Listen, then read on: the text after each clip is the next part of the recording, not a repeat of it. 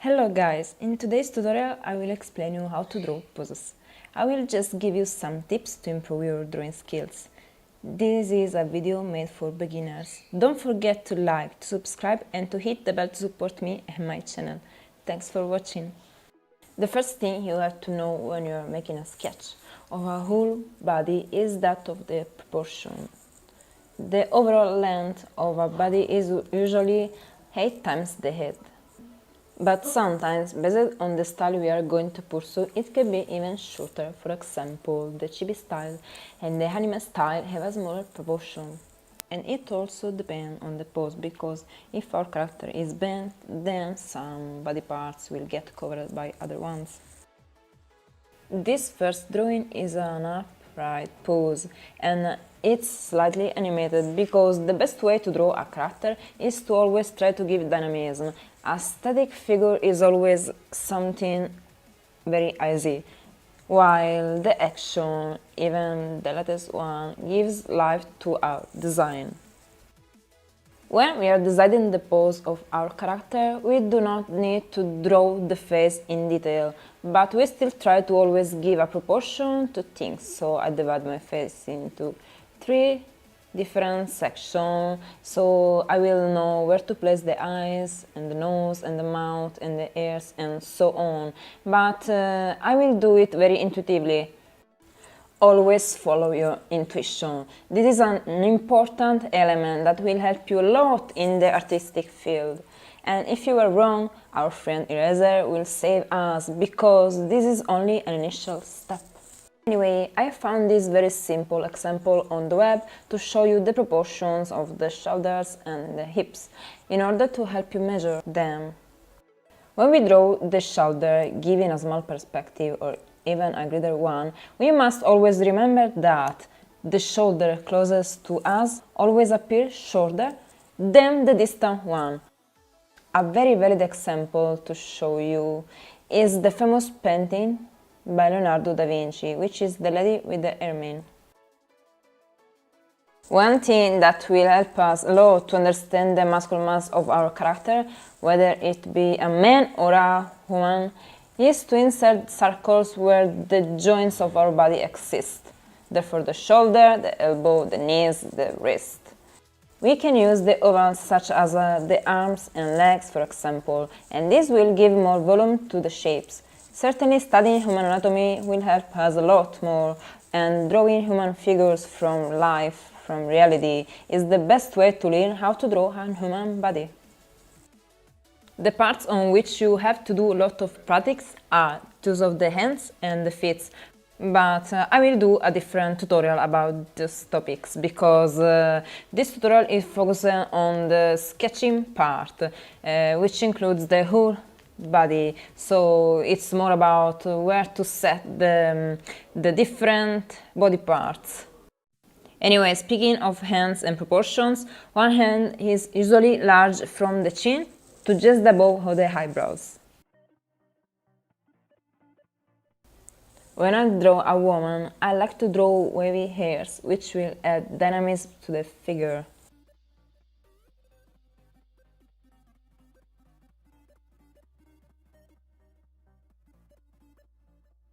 Now I'm going to draw the legs of this character, and a very good suggestion I can give to you to draw a female body is the one to try to make harmonious forms, because a female body is always more delicate than a male, and of course it's more curvy. During the sketching process, do not press your pencil against the paper, because if you will need to erase something, your paper will get ruined, so be careful and use a very soft hand while drawing, so you will be able to change something even while drawing it, even if you are not erasing it yet and still. But as you can see, there are some double lines, and this is because I want to decide which line fits better my drawing, so just use a light hand. Here I'm showing you 2 simple quick drawings about the proportions. I'm drawing 2 silhouettes of 2 anime characters where the proportions, as said before, are held, to show you that any theoretical law can be safely broken. Because if you are giving a sense to your design, Then you can make your character shorter or even taller. Now we are going to draw two more complicated poses, which are combat poses, which involve a certain dynamism. What can help us in this is to draw a square which outlines the limits not to be crossed on our paper, an horizontal line, and a face which is either in the center or slightly more in the side, which is left or right. This is your personal choice.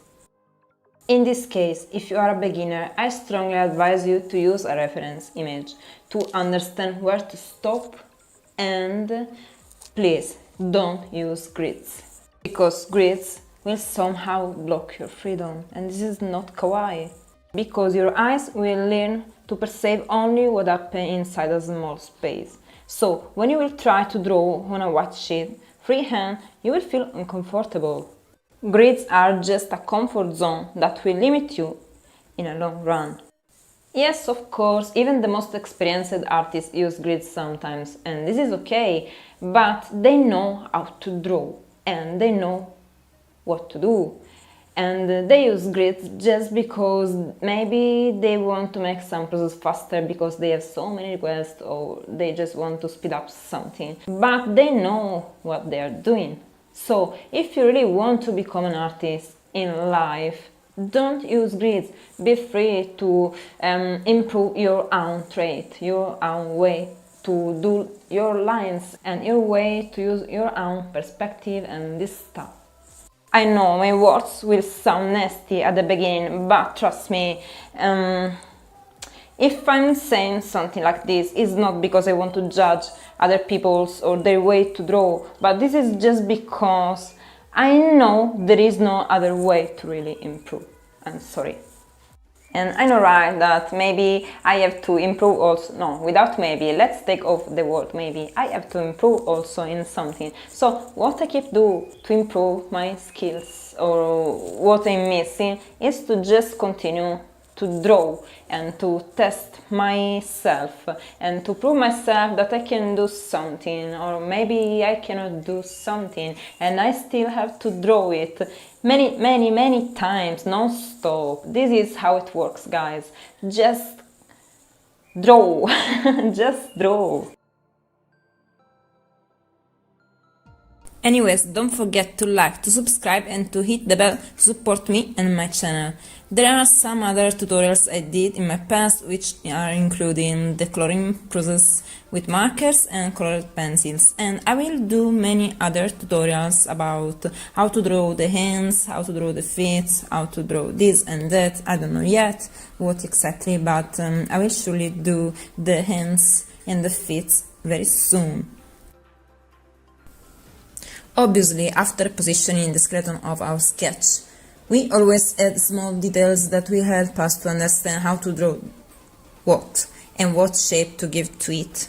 This is exactly what I'm doing right now, by using the circles as I said before and the oval forms, and now I'm adding some details to the feet, and I will do the same thing to the hands, just because I want to understand which form to give to those parts.